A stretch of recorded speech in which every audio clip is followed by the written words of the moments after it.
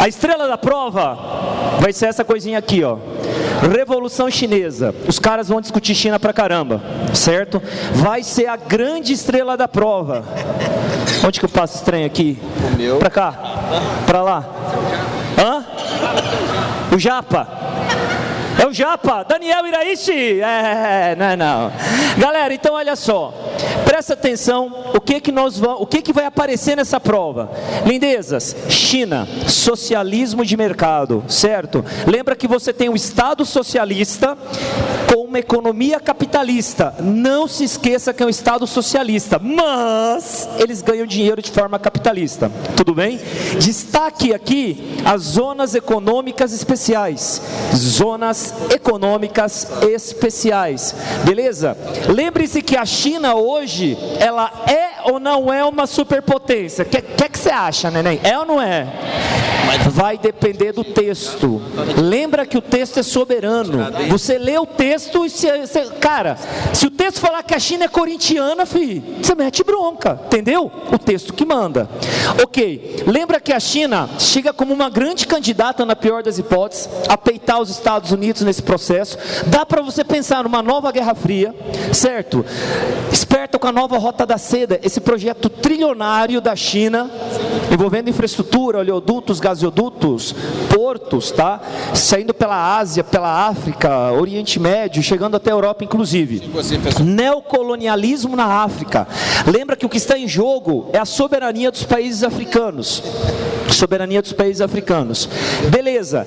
Lembra que em 2015 isso é modificado, o controle de natalidade ele é modificado. Lembra que antigamente a política do filho único você podia ter, agora pode ter. Tá liberado tudo? Não. Ok. Lindíssimos. Movimentos separatistas. Taiwan e Tibete. Lembre-se da riqueza em recursos minerais, principalmente recursos hídricos. Ok? 2. Taiwan ou Ilha de Formosa. Lembra desse movimento separatista que também vai depender do texto. A prova pode trazer um cara falando como se fosse de Taiwan, ou pode trazer um manifesto do governo da China. Então depende, mas lembre-se que é uma província considerada rebelde pela China. E por último, protestos em Hong Kong. Lembra que teoricamente um país, dois sistemas, deveria existir uma democracia. A China permite?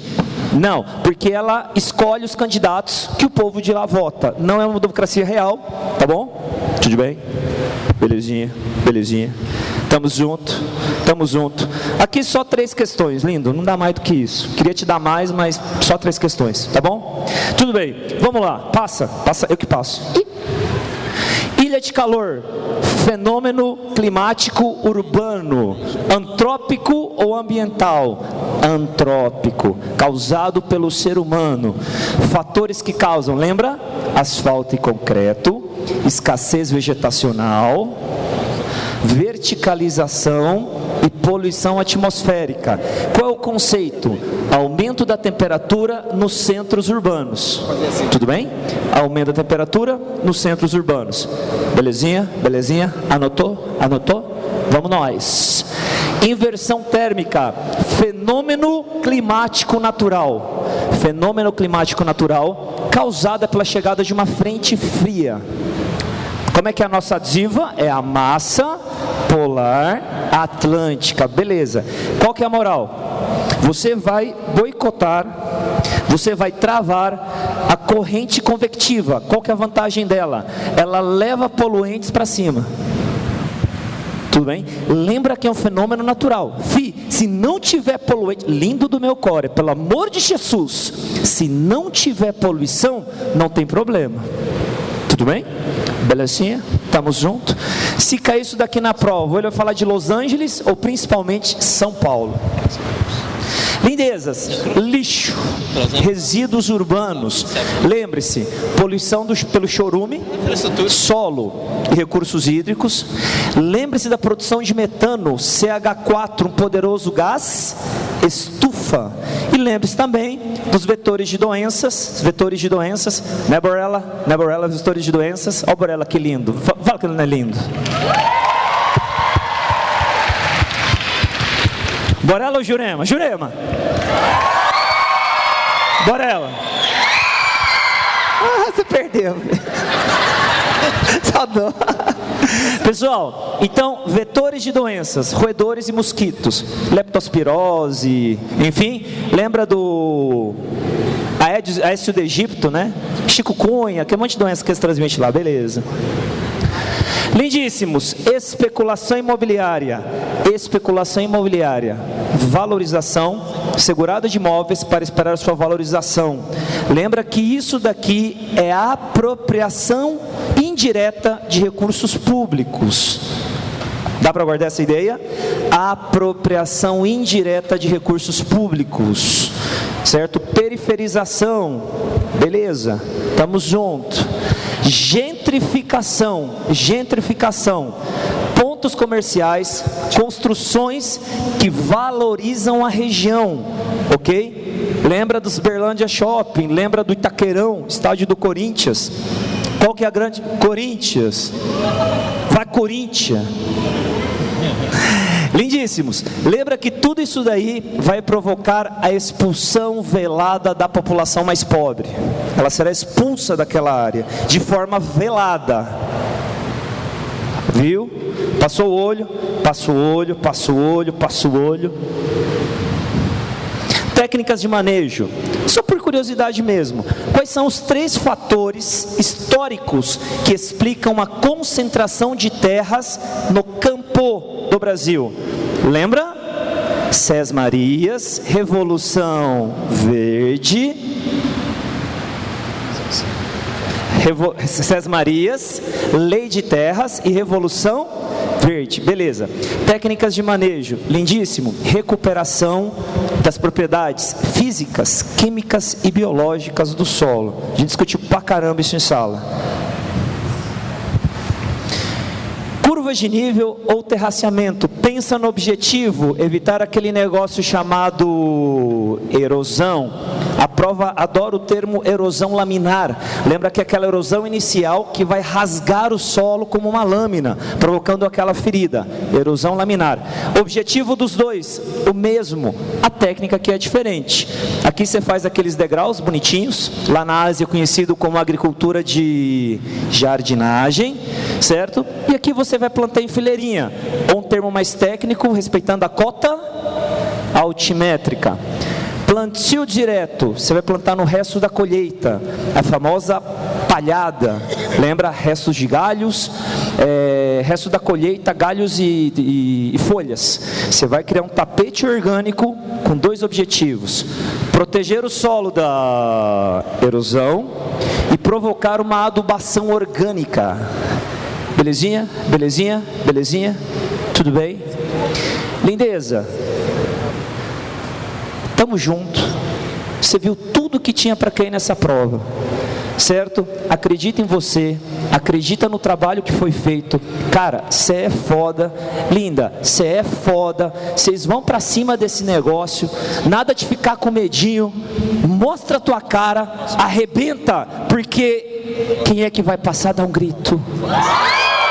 Não. Quem é que vai passar dá um grito? Quem é que vai passar dá um grito? Agora eu queria chamar quem que eu chamo agora? É o Jurema! Boa tarde a todos. Boa tarde. Boa tarde. Um excelente domingo para todos. Vamos embora trabalhar para a gente não perder tempo, porque o tempo está correndo aqui. Bom, dando sequência, o assunto que eu trago para você, desastre ambiental, só que tratando, né, de Brumadinho. Eu sei que nós tivemos um desastre, né? Eu nem falo de desastre, eu falo de crime ambiental, né, que nós tivemos em 2015. Em 2019 nós temos a mesma situação se repetindo numa mesma área, associada a uma empresa de mineração que, em função da sua negligência, inoperância, falta de fiscalização, acabou contribuindo para o rompimento de uma barragem com lama, rejeito de minérios, e que trouxe aí um dos maiores desastres ambientais que pode ser registrado, se a gente for pensar aqui no nosso país. Bom, em 2015 nós tivemos o desastre Mariana. Em 2019, nós tivemos, janeiro de 2019, nós tivemos o desastre Brumadinho. Mas, Rodrigo, o que ele vai cobrar de mim, né? Bom, aí eu vou permear tanto a área da biologia, porque eu acredito que essa problemática, né, esse desastre ambiental, ele vai abraçar aí, portanto, a geografia, a biologia no que diz respeito, né, aos principais impactos ambientais, como também nós temos os impactos sociais que agora mesmo a gente vai tratar. Mas também permeando, né, ou perpassando aí pelo terreno da geografia, é onde eu chamo a sua atenção aqui nesses dois primeiros itens, como você pode observar. Primeiro, eu trago as principais áreas de mineração do Brasil. Então vamos fazer um parêntese, porque como eu disse, esse crime ambiental está relacionado às áreas de mineração aí do nosso território, e eu acho que pelo menos essas 5 áreas de mineração você precisa ter em mente, né? Quem são essas áreas de mineração? Serra do Navio no estado do Amapá, Projeto Trombetas no estado do Pará e Serra dos Carajás também no estado do Pará. Lembrando que essas 3 áreas de mineração são resultados, né, do projeto desenvolvimentista, né, do governo federal, lá na fase correspondente à ditadura militar, num processo, né, de ocupação, povoamento, desenvolvimento da nossa região, né, a região norte do Brasil, desculpa, com o intuito de romper com esse isolamento geográfico, fomentar o desenvolvimento delas. Serra do Navio, uma antiga área responsável pela extração de manganês, Projeto Trombetas, bauxita, lembrando, né, que essa área de mineração, né, a bauxita, quando beneficiada se torna no alumínio, um principal mineral aí utilizado na atividade industrial.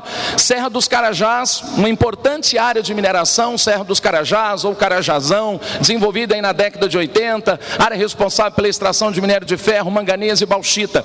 Cuidado, viu? Nós temos uma área, nós temos uma estrada de ferro, né, uma estrutura férrea que liga a área de produção até o porto de Itaqui, onde boa parte dessa produção ela vai ser destinada para o mercado externo. E aí a gente chega no quadrilátero ferrífero. Essa é a área de mineração onde nós tivemos esses 2 desastres, né? Localizada na região centro-sul, né, do estado de Minas Gerais, essa área, portanto, foi a área, né, alvo aí desses 2 desastres, Mariana e ao mesmo tempo Brumadinho. Agora mesmo a gente abre um parêntese para ela. E Maciço do Urucum, Mato Grosso do Sul, responsável então pela exploração de manganês. Então, primeiro, lembrar dessas áreas de mineração que estão associadas a uma estrutura geológica. E aí, quando se fala de estrutura geológica, lembra que são terrenos datados de uma era geológica, então eles foram formados numa era geológica específica, aquela linha cronológica do tempo. E aí, por favor, vamos lembrar, né, das eras que são as mais antigas, que são as eras mais recentes, porque isso faz uma diferença para nós, uma vez que essas estruturas geológicas resguardam para nós as riquezas mineralógicas do nosso país. Então, por exemplo, quando se fala da estrutura geológica brasileira, escudos cristalinos 36%. Por favor, vem comigo. Terrenos antigos ou recentes? Antigos. Resguarda recursos minerais metálicos ou não metálicos? Metálicos. E as bacias sedimentares, 64%, onde eu falei para você que nós temos maior representatividade no território brasileiro, são terrenos recentes, datados do Paleozoico, Mesozoico, e onde você tem resguardando aqui os combustíveis fósseis, certo? Bom, e aí é a área que permeia, portanto, a biologia, que são os impactos ambientais resultantes, então, aí, desse desastre, ou esse crime ambiental, como eu disse para você. Esse tsunami de lama, né, que abraçou, portanto, uma grande área aí, né, nessas 2 regiões, como eu falei para você, nesses municípios, né, que está dentro da região metropolitana de Belo Horizonte.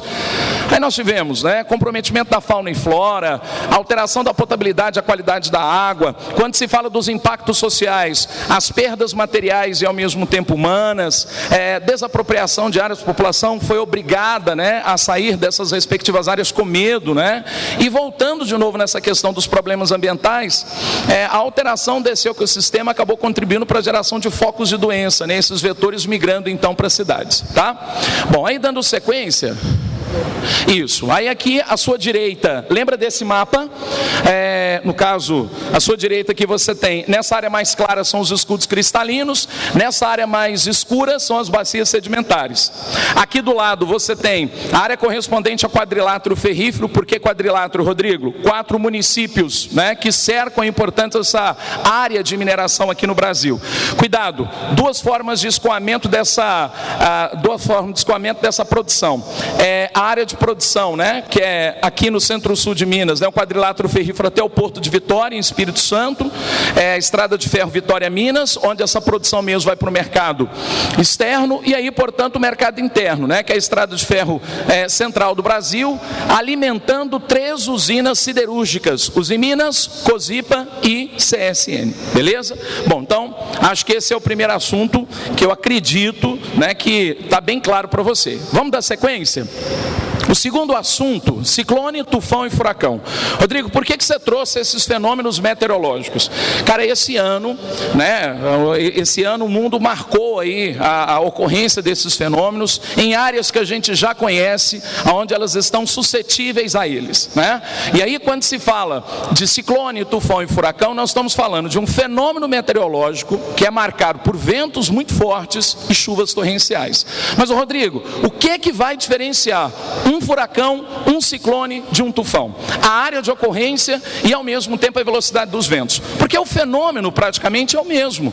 Eles são formados num primeiro momento pelo aquecimento aí, né, dos oceanos e mares, temperatura em torno de 25, 26 graus. Esse aquecimento pode estar vinculado aí ao aquecimento global, por exemplo, onde nós temos, né, essas áreas, né, sendo responsáveis, né, no seu aquecimento, processo de evaporação, ascensão do vapor de água, condensa, precipita, mas aí em função das diferenças de pressão e temperatura, forma essas correntes de ar, uma coluna de ar que desce, né, na forma de espiral. Enquanto esse sistema está sobre a superfície líquida, você tem um bombeamento dela, está sendo alimentada. Quando chega dentro do continente, ela já perde, portanto, né, a sua força. Dá uma olhada nas áreas de ocorrência. Está acabando? O que é? Já estourei o meu tempo? Espera aí, só um negocinho. Aí você tem aqui, em verde, são as áreas onde você tem a ocorrência de furacões. Esse é o fenômeno mais forte, se a gente for pensar. Aqui à sua direita, você tem a escala Simpson-Saffir, né, ou Saffir-Simpson. Aqui você está falando de ventos que superam 199 quilômetros, né, por hora. Pegando, então, América Central, você tem aí sul dos Estados Unidos, né, sudeste dos Estados Unidos, a área correspondente ao Golfo do México, costa oeste dos Estados Unidos. Em azul você tem, portanto, os tufões, que aí especificamente é nessas áreas onde nós vamos ter a ocorrência dele. Recentemente, acho que mês passado, o nordeste do Japão também foi alvo de um tufão, deixou, né, essa região um caos. E aí, portanto, pegando essa área dentro da zona intertropical, mas sul aí do Oceano Índico, né, subcontinente indiano e a parte da Oceania, Nova Zelândia, também a ocorrência de ciclones. Beleza? Para eu ir embora, porque eu sei que eu já estou estourando meu tempo. Olha, não era bem essa a dica que eu ia te dar, para falar a verdade, porque quando se fala de queimadas, né, esse tema ele está muito recente. Mas eu vou só abrir um parêntese rápido. Poluição do mar ou dos oceanos, a poluição plástica. Essa era a minha dica, né? Mas eu deixei queimadas para a gente também dar uma retomada disso, porque não é só, né, na floresta amazônica que ela é alvo, portanto, aí dessas queimadas e que contribui aí para uma série de impactos que eu acho que o Robertinho vai falar uma questão aí para nós também. Mas tome cuidado, viu? Poluição dos oceanos e mares associada à poluição plástica. Bom, você tem aqui as queimadas, a gente sabe que é uma técnica tradicional, utilizada então para limpeza do solo num primeiro momento. As consequências, né? É claro que essas queimadas estão associadas à expansão de áreas para o desenvolvimento da agricultura e ao mesmo tempo da pecuária. E aí você tem comprometimento da fauna, nós temos a alteração, né, da qualidade do ar, problemas de saúde, empobrecimento do solo, dono dos patrimônios públicos e privados. E para eu fechar, dá uma olhada nesse mapa aqui, por favor. Você tem aqui a diferença entre a Amazônia Legal e a Amazônia Internacional. A Amazônia Legal, né, é a área onde você tem aí a nossa floresta, né, recobrindo aí o território brasileiro. Só que ela pega além dos estados da região norte, mais o norte do Mato Grosso e o oeste do Maranhão. Essas áreas mais escuras, portanto, a Amazônia Internacional é onde você tem a extensão da floresta que extrapola as fronteiras nacionais. E por fim, esse mapa do Brasil, onde você tem os outros biomas suscetíveis também à ocorrência de queimadas. Amazônia Legal, 50,4%, é claro que a gente está falando de 2017, né? 34,1% você tem aí o Cerrado, 4,7% você tem a Caatinga, 7,6% Mata Atlântica e 2,9% o Pantanal Mato Grossense. Certo? Lindo! Uma excelente prova para vocês. Lindo!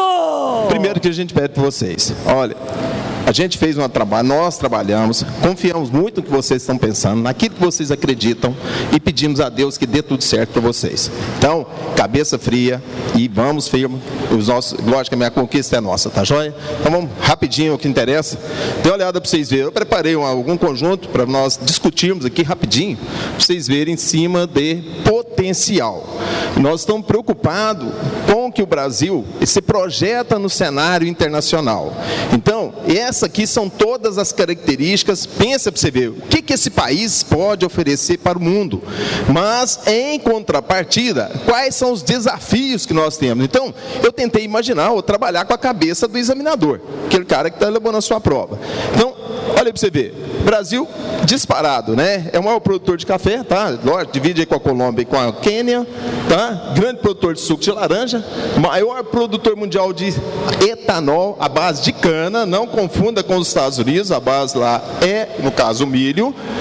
Açúcar, nós somos grandes produtores mundiais de açúcar, disparado. Nós temos o maior rebanho de corte bovino, tá? Não, o rebanho comercial, porque lembra, o maior rebanho está na Índia. Um dos maiores produtores de suínos e frango, então somos grandes exportadores de carne. Segundo maior exportador de soja, perdemos para os Estados Unidos, mas o Brasil já aumenta aí bate na trave em termos de produção. Tem época, tem safra que nós produzimos mais que os americanos.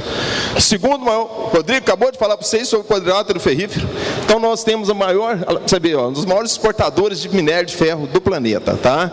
E já hoje nós temos a Embraer, uma empresa que eu digo respeitável, representa bem o ideal brasileiro no cenário mundial. E por fim, nós agora com a produção, inclusive, treinando a questão do pré-sal, o Brasil é um grande produtor de petróleo, tá? Está entre as 12 maiores. Com o pré-sal, ele vai dar um salto e ficamos em 7º lugar, tá ok? Outro detalhe, olha lá, nós temos líder mundial, a tecnologia da Petrobras, referência no combate à AIDS, referência no uso de etanol, a partir do carro flex, tá? Segundo maior mercado de produtos de beleza, as meninas que nos falam, né? Mas os homens estão consumindo pra caramba. Terceiro maior mercado de internet e informática, estamos aí perdendo para os Estados Unidos, mercados fortes, tá? Quarto mercado mundial de automóveis. Oitava, economia. Lógico que você oscila. Oitava, nono, depende do desempenho e do crescimento econômico brasileiro, tá? E nós temos um parque industrial invejável. Na América Latina somos imbatível, tá ok? Nosso sistema de eleição é rápido e informatizado e diz pelo TSE que somos confiáveis. E por fim, nosso sistema bancário é referência em termos de agilidade e integração, tá ok? Outro fator chave, aí vem os problemas. Aquilo que eu falei para vocês rapidinho, tudo se trata de vantagens. Agora, olha o que nós temos. Para nós projetarmos em termos de mercado mundial, temos que corrigir algumas distorções. Aí eu venho a preocupação com a prova. Por quê?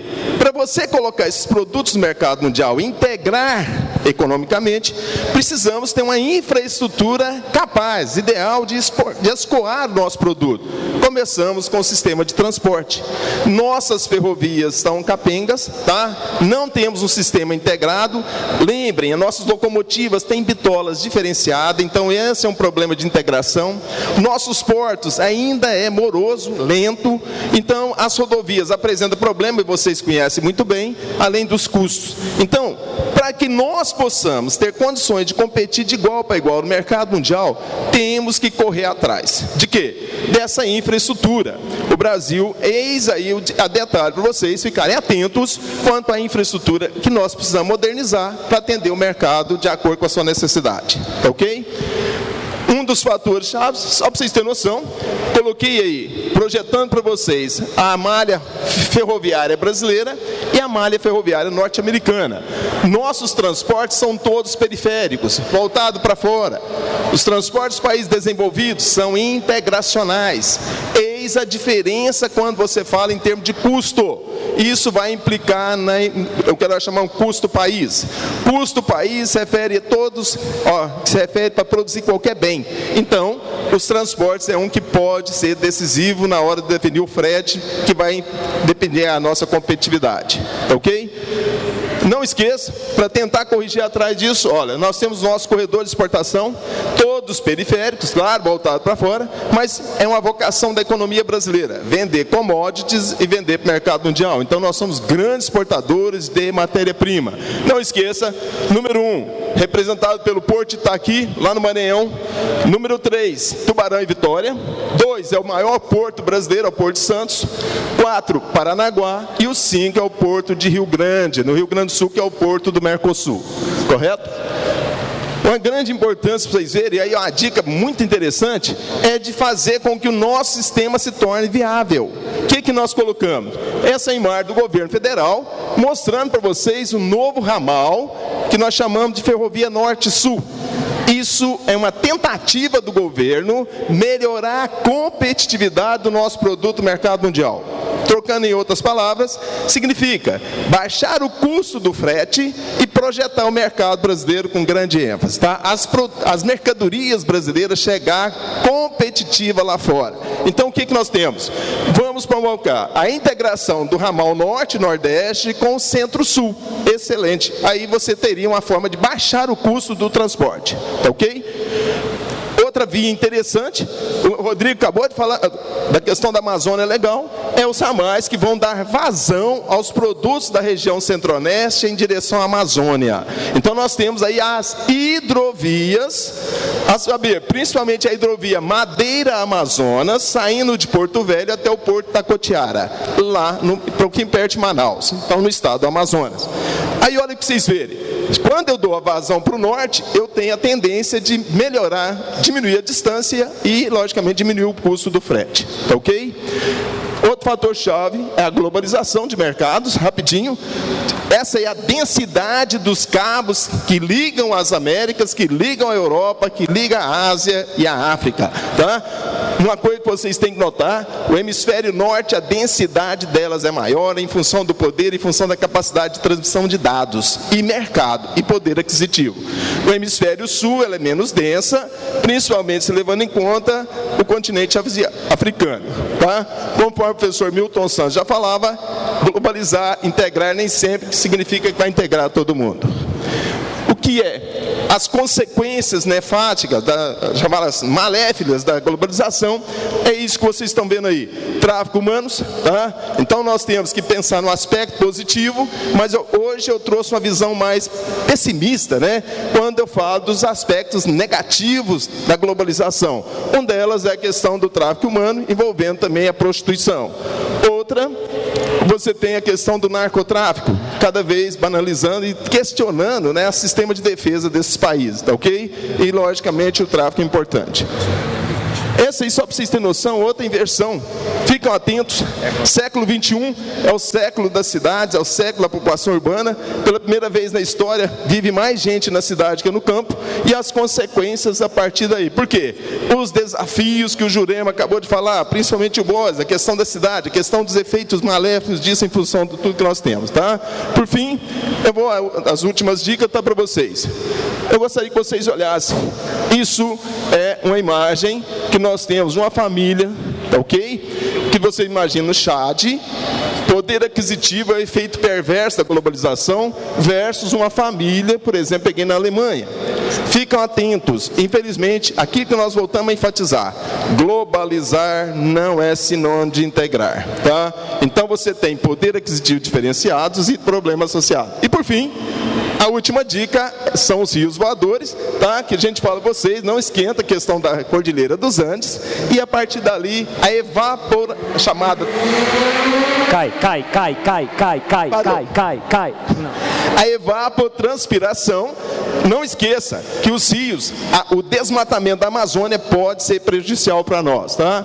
E por fim, tá aí para vocês, tudo Tudo que um sonho precisa ser realizado é alguém que acredita que ele possa ser realizado. E por fim, alguns homens veem as coisas como são e perguntam por quê. Eu sonho com as coisas que nunca existiram e pergunto por que não. Obrigado. Lindo! Olha só, moçada, depois, né, desse show de aula, a gente tem só algumas coisinhas aí para falar para vocês, para complementar, mas eu tenho certeza que o que o Robertinho, o Jurema, o Boris já falaram, vai ajudar demais da conta. Nós vamos trabalhar um pouquinho aí com a questão, né, de blocos econômicos, é um assunto também muito recorrente, né, nas provas de geografia, que representa exatamente essa integração que o Roberto falou com vocês agora, né, desse mercado totalmente globalizado. Lembrando, né, que os blocos econômicos eles são um fenômeno basicamente do período da globalização, embora o mais complexo de todos eles, que é a União Europeia, tenha se formado, né, no contexto do pós-guerra. Então, nós tivemos exatamente envolvendo, né, o bloco econômico que o Brasil participa, que é o Mercosul, criado lá no início dos anos 90, né, o Tratado de Assunção, assinado em 1991, ele entra em funcionamento em 1994. O Brasil, Mercosul, fechou um acordo agora, esse ano, em junho, com a União Europeia. Esse bloco mais complexo, mais integrado, mais importante que nós temos no planeta. Então, a comemoração pelo governo brasileiro, né, desse acordo econômico foi algo bastante noticiado em junho, então é bem provável que venham algumas informações sobre o acordo Mercosul-União Europeia. Aqui eu trouxe para vocês alguns dados, né, para você anotar aí, tirar sua foto, que são bastante consideráveis. Dá uma olhada. O PIB do Mercosul somado com o da União Europeia são cerca de 20 trilhões de dólares, o que equivale a 1/4 da riqueza global, superior inclusive ao PIB dos Estados Unidos, que está na casa de 17 trilhões de dólares aproximadamente. A população total, cerca de 780 milhões de habitantes, e principalmente a população europeia de grande poder de compra, né? É um mercado consumidor bastante importante do ponto de vista monetário e financeiro. O comércio entre o Mercosul e a União Europeia em 2018, antes, portanto, né, do anúncio desse acordo oficial, já era bastante volumoso, né, da ordem de 90 bilhões de dólares ao ano, importação e exportação de mercadorias dos dois lados. A União Europeia já é o maior investidor no Mercosul. No ano de 2017, totalizou 433 bilhões de dólares. E, com o acordo, o governo brasileiro acredita que as exportações para a União Europeia, elas vão saltar de 24% para 95% dos produtos sem tarifa, né, com a isenção tarifária. Então, o governo brasileiro anunciou esse acordo, né, como algo bastante importante do ponto de vista econômico, agora esse ano, e é bem provável que isso venha na sua prova. O comércio Mercosul e União Europeia, no geral, né, a balança comercial ela é bastante equilibrada. Em azul, as exportações, né, do Mercosul para a União Europeia, e em laranja, as importações. Então, com exceção de um pequeno período ali por volta de 2012 até 2016, onde nós tivemos um déficit no comércio com a União Europeia, no geral nós temos um superávit. Então, é bastante importante aí essa informação também. O comércio agora só do Brasil com a União Europeia. Tímido, né, no final dos anos 90, na casa de 14, 15 bilhões de dólares aproximadamente. A partir de 2003 nós temos uma curva ascendente, nós chegamos ao auge ali por volta de 2010, 2011, mais de 50 bilhões vendidos, né, do Brasil para a União Europeia. Depois uma leve queda, fruto da crise econômica, né, que se instalou no planeta 2008, 2010 em diante, Brasil 2013, 2014 em diante, mas é um valor bastante considerável, aí numa média de 35 bilhões de dólares nos últimos anos. Alguns produtos bastante importantes, né, do Brasil para a União Europeia. Óleo vegetal teria uma isenção imediata de tarifas, a uva também, algumas espécies de peixes teriam isenção imediata, café torrado, como o Roberto falou do café para vocês, é um produto bastante importante na nossa pauta de exportações. O fumo não manufaturado, que é o mais simples, 4 anos com uma queda gradual da alíquota, o fumo manufaturado em até 7 anos, a maçã 10 anos, né, para essa queda de alíquota.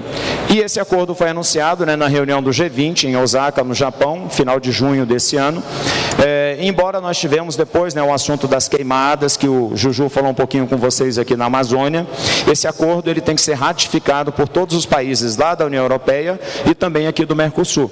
E nós já tivemos principalmente o governo francês, em função, né, das queimadas na Amazônia, dizendo que não iria assinar a ratificação desse acordo.